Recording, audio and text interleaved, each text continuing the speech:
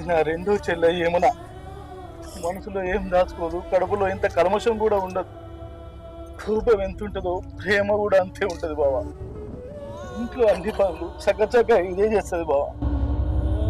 నువ్వు ఎందుకు బాధపడుతున్నావు బావా? నేను లేనా మీ చెల్లెకు? మంచిగా చూసుకుంటా నేను.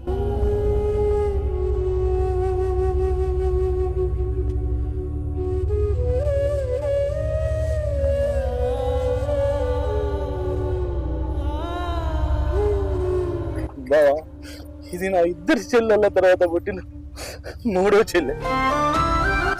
కొంచెం గారాబం చేసినాం బావా. చదువులో ముందుంటది, పని కొంచెం నెమ్మదిగా చేస్తుంది బావా. తెలిసి తెలియక ఏమన్నా మాట్లాడితే తప్పు పట్టుకోకు బావా. ఏం కాదు బావా, నేను మంచిగానే చూసుకుంటా.